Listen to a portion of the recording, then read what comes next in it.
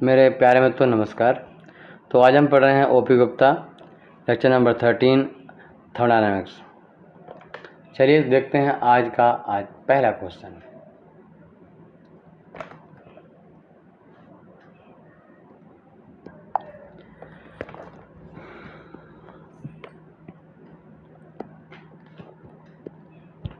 तो आपके सामने पहला क्वेश्चन है।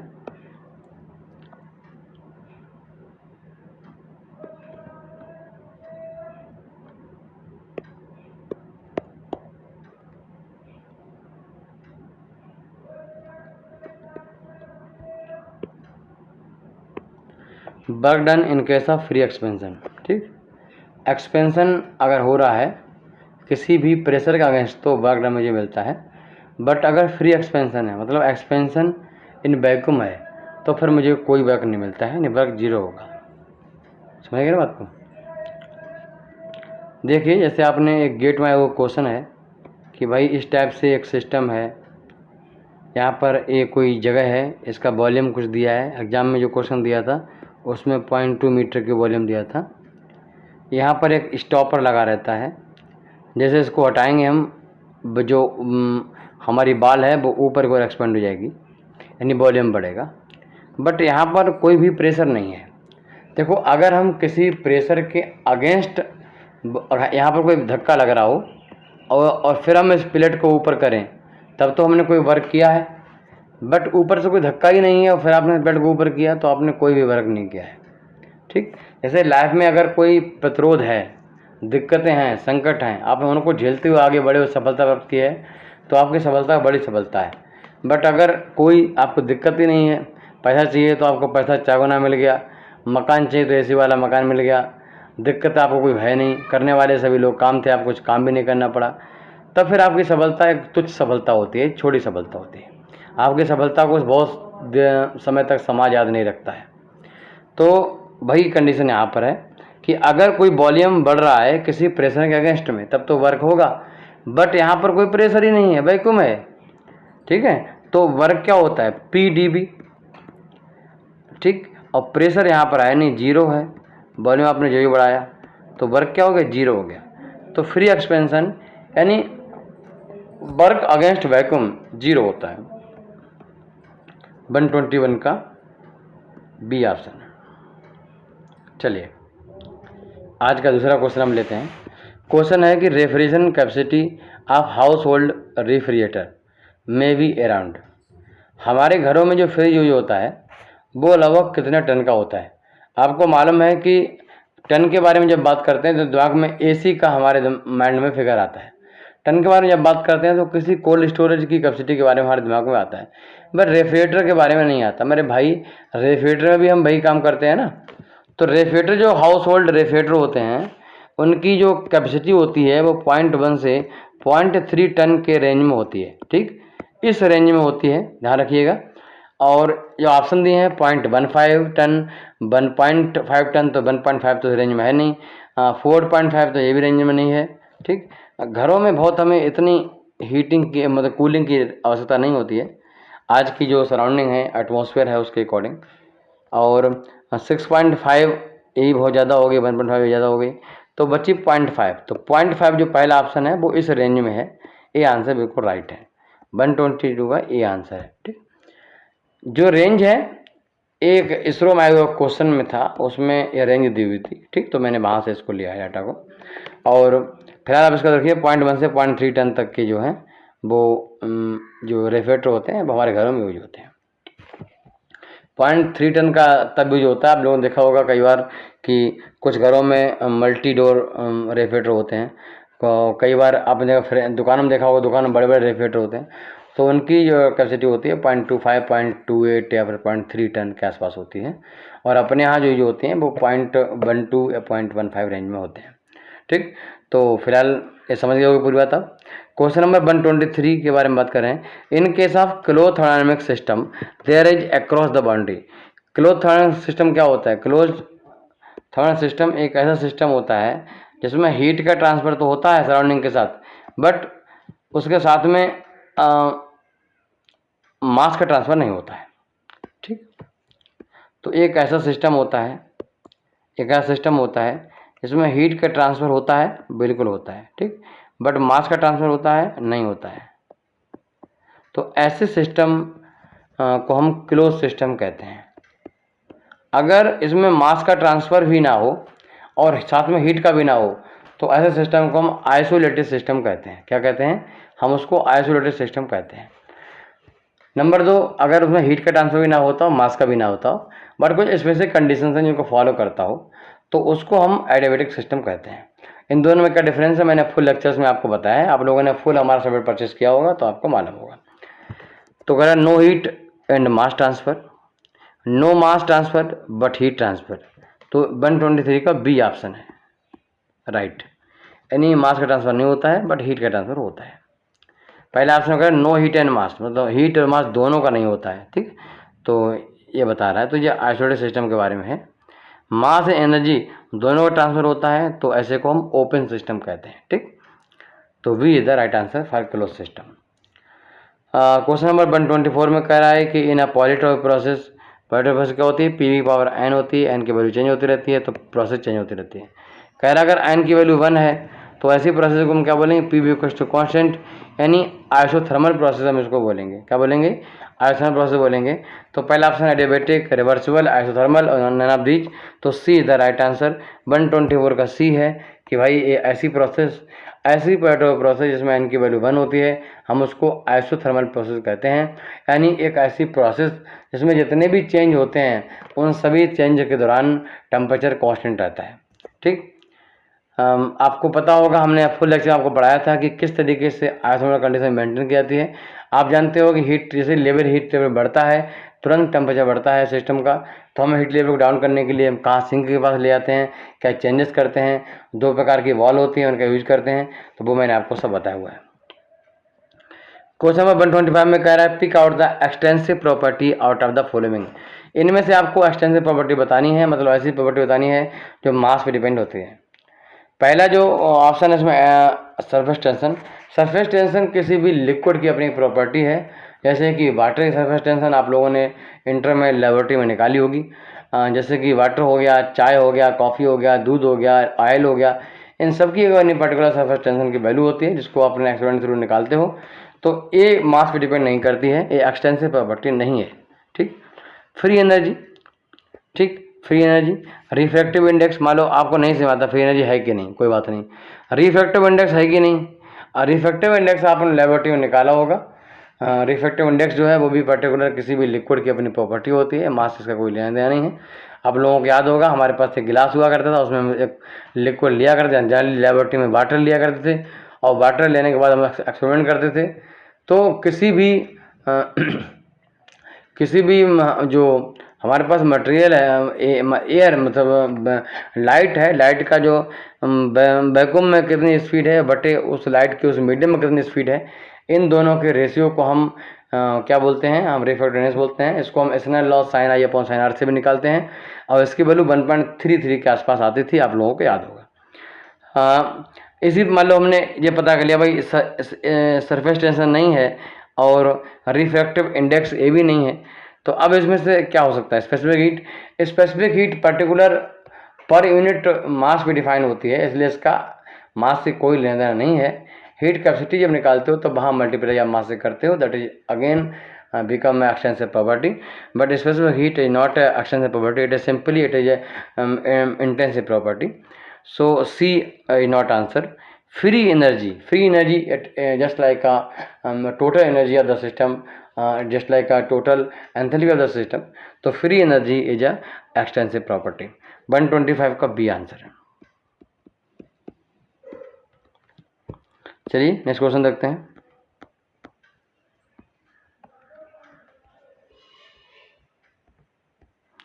क्वेश्चन नंबर 126 है कि if two gases have the same reduced temperature and pressure then they will have the same what. देखिए एक अच्छा क्वेश्चन है कि अगर हमारे पास दो गैसेस हैं हमारे पास, और उन दो गैसेस का जो रिड्यूस प्रॉपर्टी हैं, रिड्यूस टेम्परेचर, प्रेशर, वॉल्यूम, अगर वो सेम है तो इसका क्या मतलब है? What is the meaning of this condition, what is the meaning of this phenomena? ठीक, तो चलिए हम आपको बेहतरीन एग्जाम्पल देते हैं। एग्जाम्पल के लिए हमने 2 गैसें ली हैं यहाँ पर, एग्जाम्पल रियल एग्जाम्पल है, ठीक, इसको आप नोट कर सकते हो। हमने 2 गैसें ली हैं, मेथेन, नाइट्रोजन ली है और मेथेन ली है। तो किसी भी कंडीशन में देखा गया कि इसका जो रिड्यूस प्रेशर है, रिड्यूस प्रेशर क्या होता है? प्रेशर बटे क्रिटिकल प्रेशर, ठीक है। तो नाइट्रोजन का प्रेशर अगर नॉर्मली प्रेशर 51 है और 51 पे जो क्रिटिकल प्रेशर आता है वो 34 आता है, ठीक। तो हम सॉल्व करेंगे तो 1.5 आएगा। भाई अब मेथेन के बारे में बात करें तो मेथेन का रिड्यूस प्रेशर जो है वो प्रेशर अपन क्रिटिकल प्रेशर, तो प्रेशर अगर इसका 69 था तो उस समय क्रिटिकल प्रेशर जो है इसका 46 है, ठीक। क्लियर, तो सॉल्व करोगे तो 1.5 आएगा। यानी इन दोनों गैसों का जो रिड्यूस प्रेशर है वो बराबर है, राइट। दूसरी बात, अगर हम नाइट्रोजन का देखें क्रिटिकल टेम्परेचर तो 252 केल्विन पर इसका जो क्रिटिकल टेम्परेचर है वो 126 है।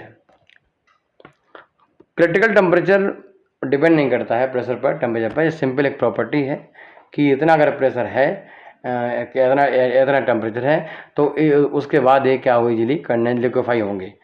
तो इसका अगर प्रेशर हम देखें 252 हमने लिया है और क्रिटिकल टेम्परेचर हमने 252 लिया है केल्विन और क्रिटिकल टेम्परेचर 126 है। सॉल्व करेंगे तो इसका 2 आ जाएगा रिड्यूस टेम्परेचर। और ऐसे ही अगर हम देखें मेथेन का तो as a practical 382 kelvin temperature जब इसका होता है और इसका जो क्या बोलते हैं उसको, क्रिटिकल टेम्परेचर 191 है, 100 का 2 आ जाएगा। तो हमने 2 गैसें लिए यहाँ पर, जो एक्चुअल केस है। तो इस यहाँ लिख लो एक्चुअल केस, बार बार बोलना नहीं पड़ेगा, एक्चुअल केस, ठीक। तो नाइट्रोजन और CH4 का मैंने एग्जाम्पल लिया है। इनमें खास बात ये है, रिश्ता ये है, जैसे मान लो आप कहीं बाहर जाते हो तो जब पूछे 2 लोग भाई जी क्या हो, तो आप बोले भाई भाई हैं, तो दोनों लोग भाई भाई हैं। भाई भाई इस तरीके से है कि इन दोनों का क्रिटिकल प्रेशर भी बराबर है और क्रिटिकल टेम्परेचर बराबर है। तो इसका मतलब क्या है, ठीक। इसका मतलब यह है कि इन दोनों गैस का अगर आप निकालोगे जेड, क्या निकालोगे? जेड। जेड क्या होता है? Compressibility factor. तो अगर जेड, इसका ना जेड बनाया, इसका Z2 आया, तो Z1 Z2 बराबर आएंगे, ये रिलेशन इनके बीच में होता है। समझ गए? याद रखिएगा, अगर 2 गैसें ऐसी हो जिनका रिड्यूस प्रेशर टेम्परेचर बराबर हो तो उन दोनों क्या बराबर हो? रिड्यूस टेम्परेचर रिड्यूस प्रेशर बराबर हो तो उन दोनों का कंप्रेसिबिलिटी फैक्टर बराबर आता है, ठीक। ये इनके बीच में रिलेशन है। अगर कंप्रेसिबिलिटी फैक्टर क्या होता है भैया नहीं पता है तो PV/RT को हम क्या बोलते हैं? कंप्रेसिबिलिटी फैक्टर बोलते हैं। और किसी भी आइडियल गैस के 1 मोल के गैस में ले तो इसकी वैल्यू 1 होती है। आइडियल गैस के लिए इसकी वैल्यू 1 होती है, जबकि अगर इसकी वैल्यू 0.9 0.8 आती है इसका मतलब वो गैस आइडियल नहीं है, आइडियलिटी से कुछ दूर है, आइडियलिटी से कुछ डिपार्टमेंट रखती है, वो उसकी वैल्यू कुछ डिस्टेंस मेंटेन कर रही हो आइडियलिटी से कुछ डिविएशन शो करती है, ठीक। तो मैं अगेन आपको लिखना चाहूँगा, जेड जो होता है इट्स, अगर जेड सेम है तो इसका क्या मतलब है? It's meaning both guys have same deviation from ideality, ठीक। क्लियर? कब? जब अगर दोनों का जेड कंप्रेसिबिलिटी फैक्टर बराबर है तब। समझ गए? बराबर कब होगा? जब दोनों का रिड्यूस टेम्परेचर बराबर होगा। चलिए अब क्वेश्चन पे आते हैं। क्वेश्चन में कह रहा है कि अब समझ गए होंगे पूरी बात को आप कि भाई 2 गैसेस हैं, have same reduce temperature and pressure, then will have the same उनका मास होगा, इसका ये मतलब है। तो इसका मतलब ये बिल्कुल नहीं है, इसलिए कट कर दो इसको। सेम वॉल्यूम, उनका वॉल्यूम सेम होगा, ये भी कट कर दो। सेम क्रिटिकल टेम्परेचर होगा, नहीं होगा। आपने एग्जाम्पल देख लिया भैया, 126 है, इसका 191 है, तो ये भी कट कर दो। क्या सेम है? जेड सेम है, जेड दिया नहीं है, तो ये इसका आंसर है, नन ऑफ दीज। 126 का डी आंसर है। अच्छा ध्यान दीजिएगा, ऐसा क्वेश्चन बनेगा फ्यूचर में जिसमें लिखा होगा कि एक ऑप्शन जेड दिया होगा कंप्रेसिबिलिटी फैक्टर, तो उसको आप टिक करोगे। या एक क्वेश्चन ऐसा बन सकता है, इसमें लिखा होगा सेम डिविएशन फ्रॉम आइडेंटिटी, तो आप उसको टिक करोगे। या फिर आप ऐसे लिखोगे, ऐसे ऑप्शन ऐसे होगा कि same depart from the nature of identity, ठीक। तो इस तरीके से क्वेश्चन सेट होगा, तो आपको ये ऐसे आंसर लगाना है। चलिए हम नेक्स्ट क्वेश्चन की ओर बढ़ते हैं।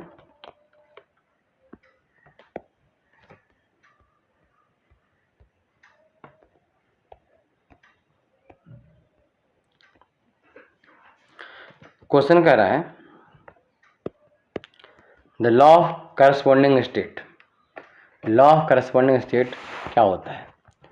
देखो, लॉ ऑफ करस्पॉन्डिंग स्टेट क्या है वो समझ लीजिए कि अगर टू डिफरेंट गैसेस हैं, ठीक, दो कैसी गैसेस हैं, बिल्कुल अलग गैसें हैं, जैसे अभी मैंने बताया आपको, दो डिफरेंट गैसेस हैं जो सेम तरीके से बिहेव करती हैं, ठीक, if the reduce property are same. Clear बात? जो मैंने भी इससे पहले आपको बताया था कि भाई अगर रिड्यूस प्रॉपर्टी सेम है तो उसका मतलब है दोनों का जेड सेम है, ठीक है। ये इस रूल को क्या बोलते हैं? इस रूल को बोलते हैं law of corresponding state. Clear? इसी को बोलते हैं लॉ ऑफ करस्पॉन्डिंग स्टेट, कि अगर दो गैसेस हैं, यानी कि रिड्यूस प्रॉपर्टी मतलब क्या है? Reduce pressure, reduce temperature, reduce volume. अगर ये तीनों प्रॉपर्टी सेम है, ठीक, रिड्यूस प्रॉपर्टी उनकी सेम है, तो ऐसे केस में वो दोनों सेम तरीके से बिहेव करती हैं, मतलब उनके लिए जेड की वैल्यू सेम होती है, मतलब वो सेम डिविएशन रखती हैं आइडेंटिटी से। पहला ऑप्शन है two different gases behave similarly if their reduced property are the same, ठीक। तो this is the right answer 127 का ए है, ठीक, क्योंकि यही लॉ ऑफ करस्पॉन्डिंग का स्टेटमेंट था। क्लियर है बात? The surface of separation between liquid and vapour phase. बोला अगर प्रॉपर्टी सेम है तो लिक्विड और वेपर सेपरेट हो जाएगी, तो ये ऐसा नहीं है, गलत काट दो। No gas can be liquefied ever the critical temperature. Critical temperature से ऊपर अगर होगा तो वो लिक्विफाई नहीं होगा। However high the pressure में, चाहे कितना प्रेशर लगाओ, ये बात बिल्कुल सही है, मगर ये लॉ ऑफ करस्पॉन्डिंग स्टेट नहीं है, इसलिए हमारा ऑप्शन नहीं होगा। The molar heat of energy of gas at constant volume should be nearly constant about 3 calorie. ये भी कोई थंब रूल है, बट ये हमारा लॉ ऑफ करस्पॉन्डिंग स्टेट का कोई लेना देना नहीं है, इसलिए 127 का ये आंसर होगा। चलिए अगला क्वेश्चन पढ़ते हैं। अगला क्वेश्चन बहुत ही प्यारा क्वेश्चन है, इंपॉर्टेंट क्वेश्चन है, एग्जाम में आ सकता है। क्वेश्चन है कि CH4, C2H4 और C3H8 इन सब का जो है कितनी इसकी एनर्जी है किलो कैलोरी पर मोल दी हुई है। कह रहा है कि डेल्टा एच निकालना है किसी भी रिएक्शन के लिए। रिएक्शन लिखिएगा, रिएक्शन है CH4 gas phase plus C2H4 gas phase equilibrium reversible sign C3H8 gas phase. Delta H निकालना है। आपको मालूम है कि डेल्टा एच निकालने के लिए जो प्रोडक्ट की एनर्जी होती है हम वो लेते हैं, ठीक, इसको ऐसे बोलो HC3H8 minus HCH4 HC2H4।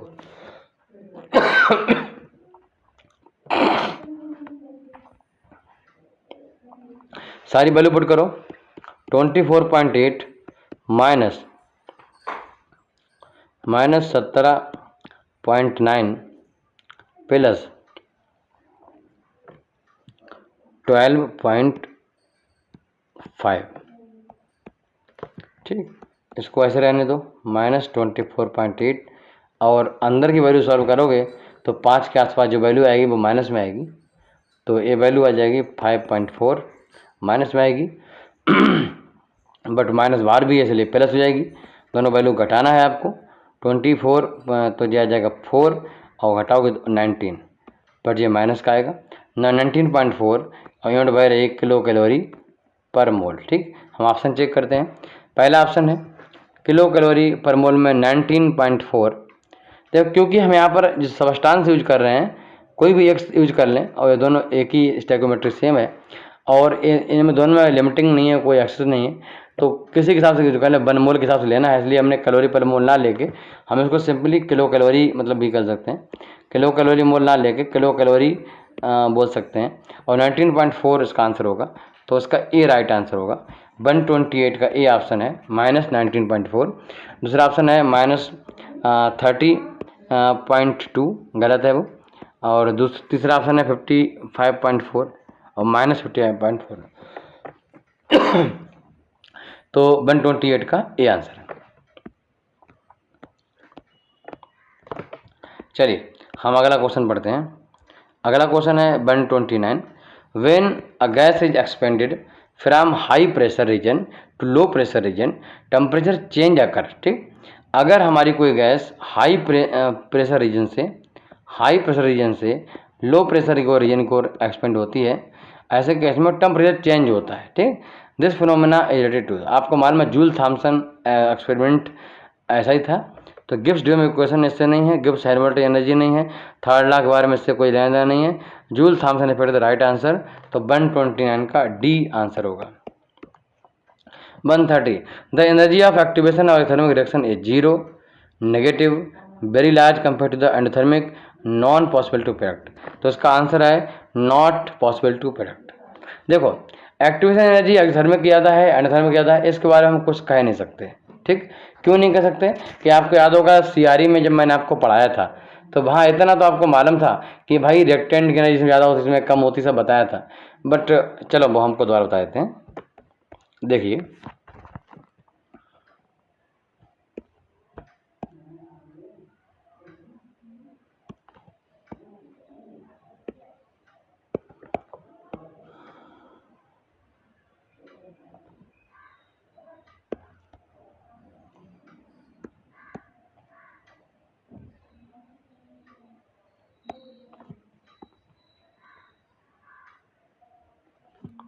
Clear.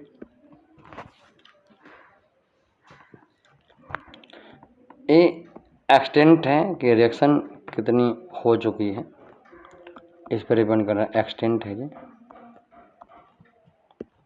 और यहाँ पर हमने एंथैल्पी को लिया है, एनर्जी को लिया है। ठीक, एनर्जी है दोनों के लिए। ठीक, मान लेता हूँ कि हमारे पास कोई ऐसी रिएक्शन है, एक रिएक्शन ऐसी है जो कि एंडोथर्मिक है। एंडोथर्मिक रिएक्शन में क्या होता है,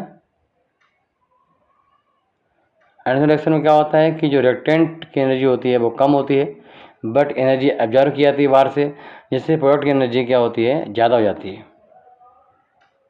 तो ऐसे करके जाता है ऊपर, ऐसे करके जाता है ऊपर, जाके एक्टिवेटेड कॉम्प्लेक्स बनाता है और प्रोडक्ट में कन्वर्ट हो जाता है। तो ए स्टेट है वो बना रिपेंड कर रहा है, रिएक्टेंट यहाँ पे है, ये प्रोडक्ट है, और ये जो है वो हमारी एक्टिवेटेड स्टेट है, इसकी एक्टिवेट कॉम्प्लेक्स यहाँ बना रहा है। ठीक, दोबारा से रिएक्टेंट लिया हमने, इस बार हम एक्सोथर्मिक रिपेंड कर रहे हैं। तो यहाँ से आके फिर एक्सोथर्मिक यहाँ पर आ जाता है। तो यहाँ प्रोडक्ट मिलता है, यहाँ पर रिएक्टेंट मिलता है, और यहाँ पर मिलता है एक्टिवेटेड कॉम्प्लेक्स। ठीक, एक्सोथर्मिक में हम देखें कि भाई एक्सोथर्मिक वाले केस में एक केस एक्सोथर्मिक का है और एक केस एंडोथर्मिक का है। एंडोथर्मिक में समझ में आ रहा है कि रिएक्टेंट की एनर्जी जो है एब्जॉर्व कर रहा है, तो एंडोथर्मिक में रिएक्टेंट की एनर्जी कम होती है और प्रोडक्ट की ज़्यादा होती है।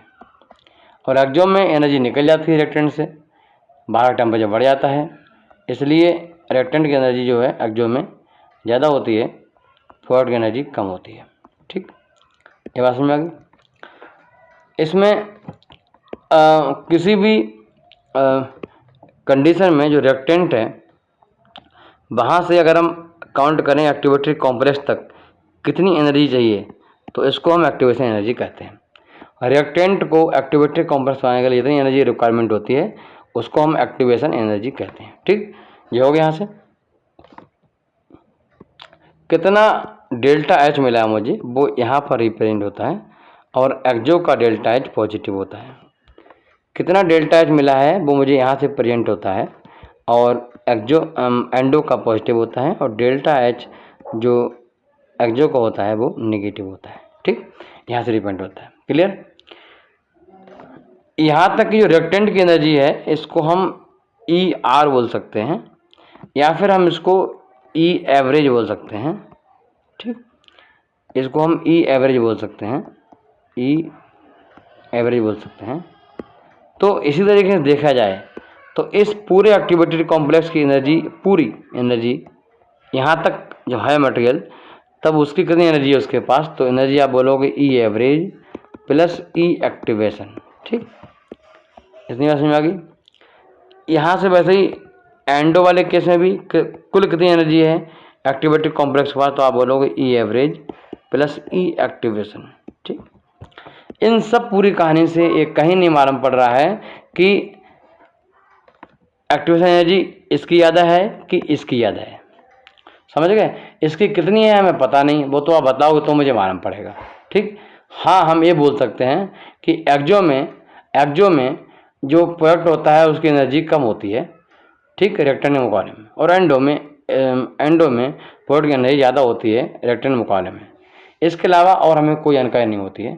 तो अगर हमें पता करना है कि भाई एक्टिवेशन एनर्जी कितनी है, तो आप पहले बोलोगे एक्टिवेटेड कॉम्प्लेक्स की एनर्जी बताओ मुझे इस केस में, फिर मुझे इसकी एवरेज एनर्जी बताओ, फिर हम घटाएंगे तब निकालेंगे ई ए, समझ गए। वैसे यहाँ पर निकालेंगे तो डाटा आपको ज़्यादा चाहिए।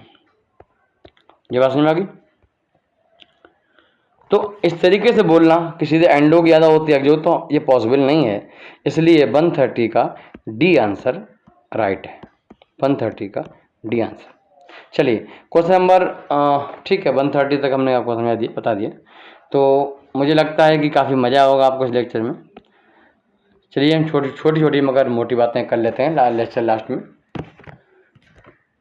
तो आज हमने काफ़ी नई चीज़ सीखी हैं। हम हर लेक्चर में कुछ नई चीज़ें सिखाते हैं आपको, और हमारे इस लेक्चर को पूरी इंडिया में चाहे अप्रेंटिस के लिए, IOCL के लिए, पॉइंट के लिए, प्रमोशन के लिए, और इस समय पब्लिक सर्विस कमीशन के लिए, RCFL, ISRO, BARC, DRDO, IFFCO, इन सब के लिए पढ़ाया जाता है। हमारे एप्लीकेशन केमिकल गुरु पे 10,000 संख्या में स्टूडेंट ने उसको डाउनलोड किया है, और हम स्टूडेंट को कंटिन्यू 24 आवर टच में रहते हैं, उनको पढ़ाते हैं, और हमसे पढ़ने वालों का सिलेक्शन 2 से ढाई महीने में 100% हो जाता है। ठीक, तो मुझे उम्मीद है कि आप लोग अच्छे से पढ़ रहे होगे, अपने दोस्तों को बताओगे इसके बारे में, हमारी मेहनत के बारे में बताओगे। तो आज हमने लेक्चर में सीखा सबसे पहले कि भाई फ्री एक्सपेंशन में केस में हमें कोई वर्क नहीं करना पड़ता है, 0 वर्क होता है।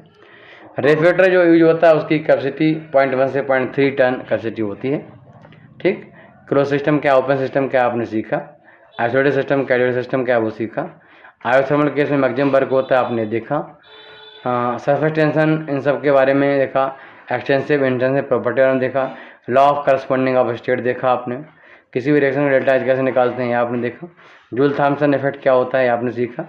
और लास्ट में आपने एक्सर्मिक और एंथर्मिक में के बारे में कौन कौन से टर्म हैं, थ्रेशोल्ड। इसमें जो मैंने आपको लास्ट में वहाँ बताया था कि ये दोनों एनर्जी का समेसन, ये दोनों एनर्जी समेसन है ना, ई एवरेज प्लस ई एक्टिवेशन, इसको बोलते हैं ई थ्रेशोल्ड।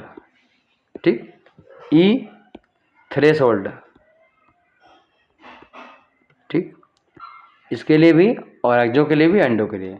कोई पूछे ई थ्रेशोल्ड एनर्जी किसे कहते हैं, तो आप बोलोगे एवरेज एनर्जी यानी reactant energy plus activation energy के समेसन को क्या बोलते हैं, थ्रेशोल्ड एनर्जी बोलते हैं। तो फिलहाल ये था आज का कॉन्सेप्ट। मुझे लगा आपको काफ़ी मज़ा आया होगा। ये लेक्चर अपने दोस्तों में शेयर करिए अगर आप यूट्यूब पर देख रहे हैं। ये लेक्चर हमारे एप्लीकेशन में फ्री ऑफ कॉस्ट आपको वहाँ मिलेगा, फ्री लेक्चर मिलेगा। आप डाउनलोड करिए हमारा एप्लीकेशन केमिकल गुरु और वहाँ पर जाके देखिए। फिर मिलते हैं। नमस्कार, जय हिंद, जय भारत।